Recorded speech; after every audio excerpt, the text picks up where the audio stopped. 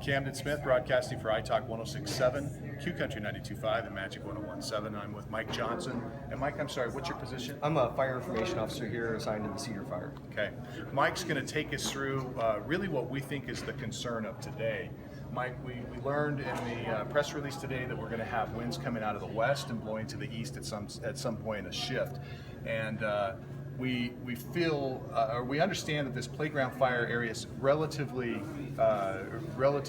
safe. I don't know if that's the right word for it. Secure. Secure. So yeah, it burned less than a year ago. I believe it was last August is when the fire burned through there. There are some fuels, needle cast. So when the dead needles fell on the ground, there's leaf litter on the ground that can burn. But for the majority of the fuels in there, it's been reduced already. So that gives us as a fire managers an opportunity to look at using that as a natural barrier to the eastern progression of the fire.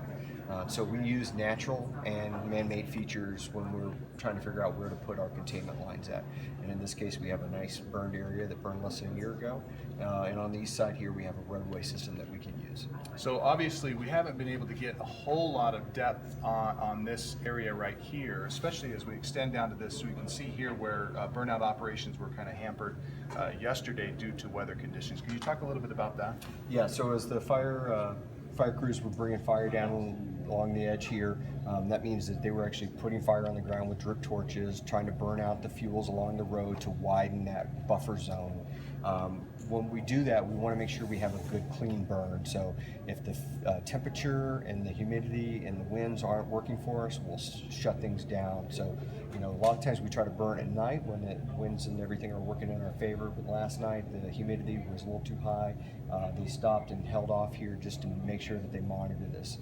They don't want to put fire on the ground when it's not going to be beneficial for us. What's the confidence level with the winds blowing today and kind of testing this line here?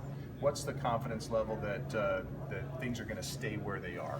Well, we want to make sure the fire stays to the west side of this 33 road. And every day that we have fire, since we've had fire put down on the ground here, and this area has not moved, that makes our confidence levels a little bit higher.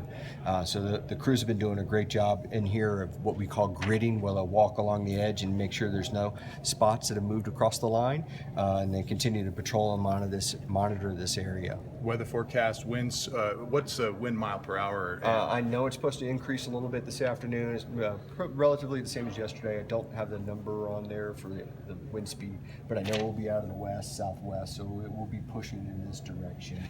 Biggest problem going to be in the afternoon again? Typically, you get drying conditions, hotter temperatures, lower humidity in the afternoon. Winds usually tend to pick up in the afternoon as well. So, we'll continue to monitor this area. We've got plenty of resources out there to make sure that it doesn't try to get over on the other side. All right, John, thank you. Appreciate it. No problem. Camden Smith broadcasting for iTalk 106.7, Q Country 92.5, and Magic 101.7.